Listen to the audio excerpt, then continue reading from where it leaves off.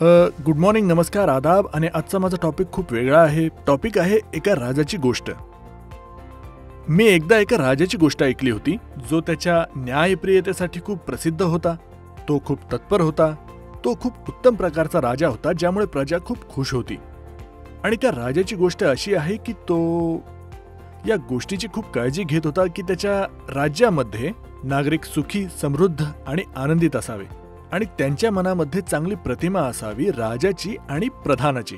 तर त्याची पद्धत अशी होती काम करायची की तो कोणतीही योजना आणायचा, कोणतेही काम करायचा, त्यानंतर तो वेश बदलून राज्यामध्ये नागरिकांच्या, राज्यातील लोकांच्या समूहामध्ये असाच फिरायचा. लोकांशी बोलायचा, व्यापाऱ्यांशी बोलायचा, दुकानदारांशी बोलायचा, सर्व लोकांसोबत बोलायचा. गावातल्या लोकांसोबत, व्यापाऱ्यांशी, दुकानदारांशी, ठोक व्यापाऱ्यांसोबत, विद्यार्थ्यांसोबत, शिक्षकांसोबत, फक्त बघायला की कसं चाललंय, गोष्टी कशा आहेत, राजा कसा आहे, न्याय कसा आहे, लोकांना काय त्रास आहे, त्यांना करामध्ये काही त्रास आहे का, ही त्याची बोलण्याची पद्धत होती.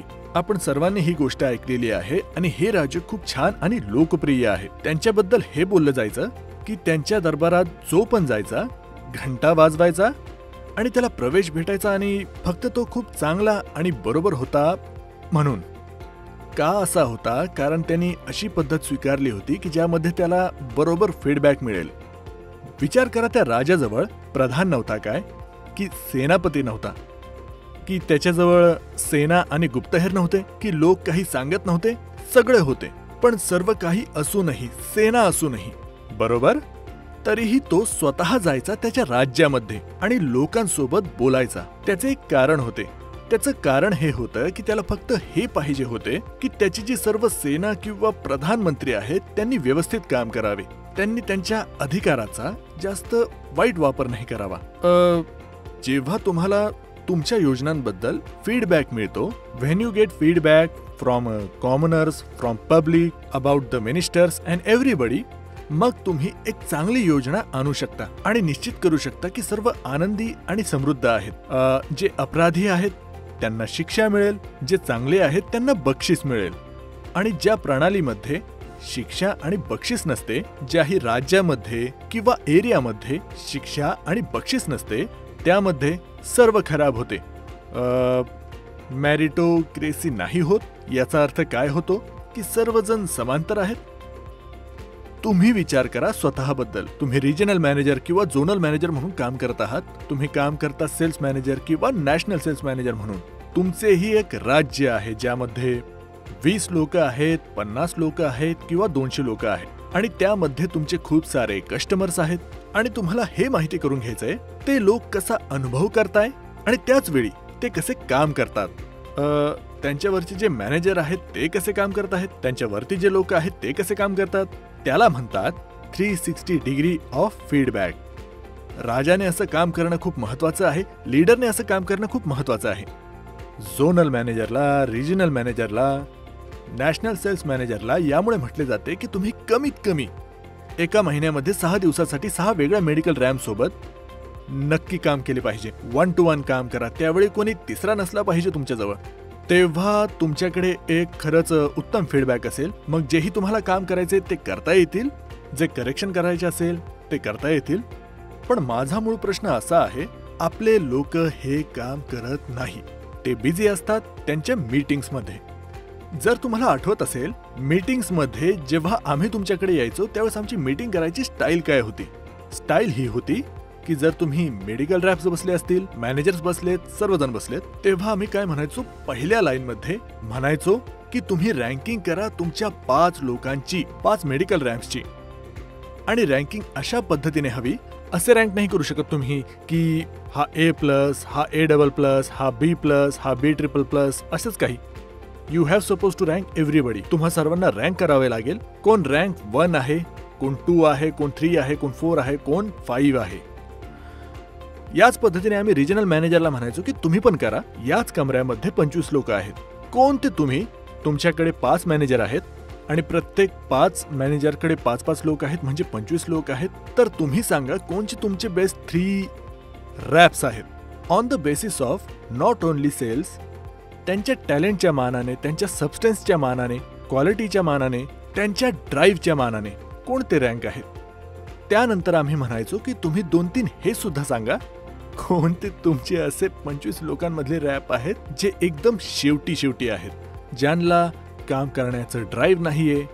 3 महिन्यापासून, 6 महिन्यापासून, 9 महिन्यापासून, 1 वर्षापासून दे आर नॉट इम्प्रूव्हिंग. आणि आम्ही हे नेहमी म्हणायचो. आणि जेव्हाही लोक याबद्दल कन्फ्यूज असायचे की नाही सर, मला वाटतं की हे 2 रॅप्स आहेत, हे 2 मॅनेजर आहेत, कारण आम्ही त्यानंतर रॅप्सला पाठवल्यानंतर आम्ही म्हणायचो 5 फर्स्ट लाईन आहेत, तुम्ही यांची पण रँकिंग करा.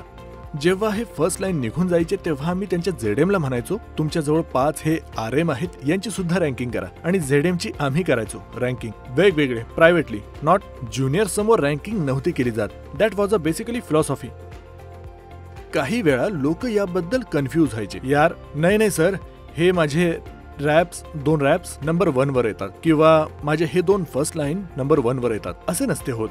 तेव्हा आम्ही त्यांची मदत करायचो, कारण काही वेळा लोकांना मदत हवी असते, म्हणजे त्यांचे कन्फ्युजन निघून जाईल. तिथे काहीतरी वेगळे, तिथे म्हणजे मॉड्यूल्स असले पाहिजेत. ते नेमके काय आहेत? आम्ही म्हणायचो ठीक आहे, चला विच्छेदन करूया, त्या माणसांना डिवाइड करू different क्वालिटीमध्ये.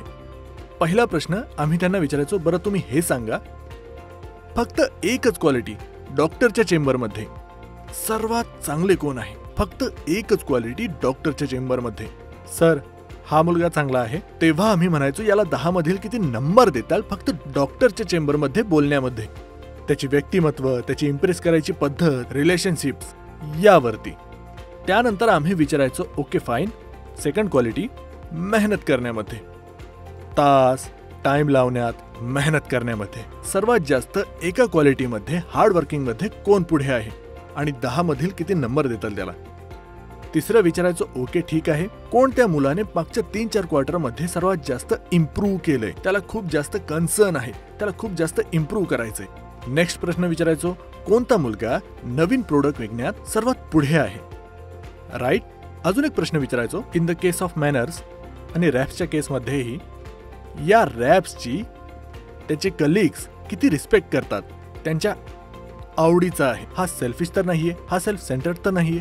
Same for the managers, कोणत्या मॅनेजरची फॉलोविंग सर्वात जास्त आहे, हा सुद्धा आमचा एक प्रश्न विचारण्यामध्ये होता. आणि जेव्हा या सर्व नंबरला तुम्ही एकत्रित कराल, तुम्हाला नक्कीच हे मिळेल की कोण नंबर 1 आहे, नंबर 2 आणि नंबर 3. आणि नेहमी आम्ही जे बॉटमचे लोक होते त्यांना नेहमी वॉर्न करून यायचो, ऍडवाइस देऊन यायचो, बोलून यायचो, ओरडून यायचो, बोलायचो की तुम्ही इम्प्रूव्ह नाही केलं तर आम्ही जे आहे तुम्हाला, जर तुम्ही इम्प्रूव्ह नाही केलं तर आम्ही तुम्हाला ट्रेंचवर पाठवेल. खूप जास्त प्रेशर आम्ही त्यांच्यावर टाकायचो, म्हणजे ते कोणत्याही परिस्थितीत कधीही आघावपणा नाही करणार. आणि या फिलॉसॉफीमुळे खूप जण बदलले. यामध्येच आम्ही काही लोकांना काय करायचो, ट्रेनिंगवर बोलवायचो 1 महिन्यासाठी, 45 दिवसासाठी, 15 दिवसासाठी. ओके फाईन, तुम्ही चेन्नईमध्ये काम करता तर दिल्लीला या 15 दिवसाच्या ट्रेनिंगसाठी. तुम्ही काम करता हैदराबादमध्ये, तुम्ही या फॉर एक्झाम्पल गुजरातमध्ये, राजस्थानमध्ये किंवा दिल्लीमध्ये 1 महिन्यासाठी. त्यांना तिथे काम करावं लागेल आणि ती त्यांची पनिशमेंट आहे. पण तुम्ही जर आज बघाल मागच्या 5 वर्षामध्ये, तर तुम्ही काय बघाल, 5 वर्षामध्ये सर्व चांगले आहे. जेव्हा आम्ही मीटिंगला जातो तेव्हा आम्हाला खूप एक्झाम्पल भेटतात. सध्याच मार्केटिंगच्या मीटिंगमध्ये, आणि तुम्हाला मी काही उदाहरण देतो. अच्छा, हा मुलगा सांगा कसा काम करतो. सर, हा मुलगा ना खूप जास्त चांगला आहे. चांगला आहे सर. Okay fine. हा कधीपासून काम करतोय. सर, हा 12 वर्षापासून काम करतोय. हा लॉयर माणूस आहे. ओके. मग त्यांना विचारतो, ठीक आहे, ह्या डॉक्टरच्या चेंबरमध्ये कसा आहे. सर, हा डॉक्टरच्या चेंबरमध्ये पुअर आहे. अच्छा, हा मेहनत करण्यात कसा आहे. सर, मेहनत करण्यात पण काही खास नाहीये. अच्छा, हा शिकण्यात कसा आहे. सर, याला शिकायचं पण नसतं, हा जसाचा तसा आहे. पण सर, हा ओव्हरऑल चांगला आहे. सर, हा 12-15 वर्षापासून काम करतोय. असा काहीसा ॲटिट्यूड सध्या आपल्या मॅनेजरचा असतो. त्यांना सर्वांना खुश ठेवायचे असते. पण जेव्हा तुम्ही सर्वांना खुश ठेवू इच्छिता तर तुम्ही तुमच्या एरियाचा नाश करता, तुम्ही त्या लोकांचाही नाश करता, तुम्ही टॅलेंटेड लोकांना संपवून टाकता. जेव्हा टॅलेंटेड लोक पाहतात की एक मुलगा 12 वर्षापासून काम करतोय, कोणतीच इम्प्रूव्हमेंट नाही, त्यालाही प्रोटेक्शन दिलं आहे, त्याची प्रोडक्टिव्हिटी नाही, त्याची ग्रोथ मायनस आहे, त्यासोबतच मी कंपनीलाही दोषी ठरवतो. निगेटिव्ह ग्रोथवर मेडल्स, निगेटिव्ह ग्रोथवर इन्सेंटिव्ह, निगेटिव्ह ग्रोथवर सर्व काही घ्या. मग लोक काम का करतील? And all type of help is coming from company side for a people. तुम्हाला ही पण मदत मिळेल, ती पण मदत मिळेल, ही पण भेटन, सर्व काही भेटल, सर्व रिसोर्सेस आहेत. आणि कधी कधी असे होते जेव्हा जास्त रिसोर्सेस भेटतात, जेव्हा जास्त मदत मिळते, तेव्हा लोक काम करणं कमी करतात, बंद करतात आणि ते विचार करतात सगळं चांगलं आहे. आणि काही केसमध्ये मॅनकाइंडला सेकंडरी मध्ये गणतात, प्रायमरी हे खूप वेगळं आहे. साईड बिझनेस सुरू केला वाईफच्या नावाने, रिलेटिव्हच्या नावाने, अशा प्रकारची सिच्युएशन सध्या होते. जेव्हा असे होते तेव्हा अशी अति होते. मागील काही दिवसांमध्ये सर्व काही असूनही आम्ही पाहिले खूप जास्त प्रमाणात लोकांची 2 वर्षापासून 3 वर्षापासून निगेटिव्ह ग्रोथ आहे. नवीन प्रोडक्ट नाही चालत आहे, राईट? तर आम्ही काम करणं सुरू केले सगळीकडे. सुरू केले गुजरात, तामिळनाडू, आंध्र प्रदेश आणि तेलंगणा, देन केरला, स्पेशली पंजाब, हरियाणा, राजस्थान, सगळीकडे आम्ही गेलो आणि आम्ही फक्त स्कॅनिंग आउट केलं. सर्वात पहिलं सर्वच्या सर्व मॅनेजर. कारण माझं म्हणणं नेहमीच तेच आहे, मेडिकल रॅप तेच करतो जे त्याचा मॅनेजर त्याच्याकडून करवतो, जसे एन्व्हायरमेंट क्रिएट करतो. सर्वात आधी सर्वात वरती जे आहेत त्या मॅनेजरला पकडा आणि तुम्ही त्यांना पकडा, पनिश करा आणि सर्वात जास्त हार्ड टाइम द्या. आणि जे लोक ज्यांना आपण बदलू नाही शकत त्यांना रिझाईन करायला सांगा. And you can see your self. तुम्ही लिस्ट बघा, खूप जास्त क्लिनिंग झालेली असेल. प्रत्येक राज्यामध्ये क्लिनिंग चालू आहे आणि हे एक इंडिकेशन आहे सर्व ज्युनियरला की या सर्व सिनियर विरुद्ध आम्ही एवढं टफ होऊ शकतो, तर तुमच्या विरुद्धही होऊ शकतो. तर त्वरित आपल्या हद्दीत या, बदल करा, start working in the field. आणि तुम्ही काम नसेल करू शकत, तुम्हाला वाटत असेल तुम्ही या चेंज मध्ये, या खऱ्या मॅनकाइंड मध्ये जो मागील 5 वर्षापासून खराब केला होता, या खऱ्या मॅनकाइंडच्या हिशोबाने तुम्ही काम नसेल करू शकत, तर कंपनी बदला. हा माझा सर्वांना सल्ला आहे. काय तुम्ही कधी अशी कंपनी पाहिली किंवा भेटली ज्यात निगेटिव्ह ग्रोथ असो, काही असो, तुम्हाला इन्सेंटिव्ह भेटते, नेहमी मेडल सुद्धा भेटते, पण आम्ही पहिल्याच वेळेस हे ठरवलं आहे तुम्हाला मेडल जे निगेटिव्ह ग्रोथ वाले आहेत त्यांना नाही भेटणार. Only in the case of exceptions, जेव्हा तुमच्या ॲटिट्यूडमुळे किंवा तुमच्या खूप स्ट्रॉंग रिझनमुळे जिथे तुम्हाला देऊ शकते. Number 1, number 2, you will be very pro and soft. आम्ही खूप सॉफ्ट असेल, सपोर्टिव्ह असेल नवीन लोकांसाठी. जर कोणत्या मुलांनी 1.5-2 वर्ष आधीच जॉईन केले, आता 1 वर्ष आधीच जॉईन केले कोणत्याही डिव्हिजन मध्ये, आम्ही त्यांच्यासाठी हार्श नसतो. आम्ही हार्श कोणासोबत होऊ शकतो? जे 10 वर्षापासून काम करतात, 15 वर्षापासून काम करतात, त्यांना सर्व माहिती आहे काय आहे मॅनकाइंड, फिलॉसॉफी काय आहे मॅनकाइंडची. 3 P's, people, processes and products. या बेसिसवर आम्ही नेहमी विचार करतो की रिझल्ट येईल. 3 P's आर देअर. पण तुम्ही 3 P's नंतर बोलता 3 P's and then result will come. आम्ही सध्या काय म्हणतोय की 3 P's आहेत, तर त्याच्यासोबत G सुद्धा अजून लावा. G for growth. People, process, product and growth. On everything gets 25% importance. जर तुम्ही म्हणताय की मी 3 वर्षापासून काम करतो, 2 वर्षापासून करतो, मी जातोय, काम करतोय, भेटतोय माझ्या कस्टमर सोबत 25 वेळा, 50 वेळा, 60 वेळा भेटलेलो आहे, नवीन प्रोडक्ट का नाही चालणार तुमचे? का नाही चालत? ग्रोथ का नाही येत आहे? जर नसेल देत तुम्ही कोणत्याही प्रकारची growth, right, then please try to understand you are deserve nothing from us. तर आम्ही त्या ठिकाणी खूप जास्त कडक असू. अजून एक गोष्ट मॅनकाइंड मधली, तुम्ही नेहमी प्रो पीपल असावे. म्हणजे काय असते प्रो पीपलचा अर्थ काय असतो? किती जास्त प्रमाणात आम्ही तुमच्या गुणवत्तेला इम्प्रूव्ह करायला बघतो. का याचं उदाहरण देतो. जेव्हा लोक ढोंगाच्या जगात राहतात, सर्व ढोंग करतात आणि स्वतःवर काम नाही करत, स्वतःच्या गुणवत्तेवर काम नाही करत, मग अशा लोकांना नेहमीच त्रास होतो. तुम्ही कधीही पहा, फॉर एक्झाम्पल तुम्ही जिम मध्ये जा, मग तुम्हाला दिसेल लोक स्वतःच्या छातीवर काम करतील, आपल्या दंडावर काम करतील, आपल्या पाठीचा व्यायाम करतात जे जिम मध्ये जातात आणि लोअर पार्ट कमजोर असतो त्यांचा. आता माझा प्रश्न आहे, जर तुमचा लोअर पार्ट कमकुवत असला तर तुमच्या स्पाइन मध्ये प्रॉब्लेम येईल, तुमच्या बाकीच्या बॉडी मध्ये प्रॉब्लेम येईल, तुमची बॉडी चांगली नाही वाटणार. असेच लोक असतात, ढोंग करतात. सर याची प्रोडक्टिव्हिटी खूप चांगली आहे, सर 8 लाख झाले आहेत, डम्पिंगने झाली, प्रोटीनने झाली, स्टिरॉइड लावून बॉडी चांगली केली.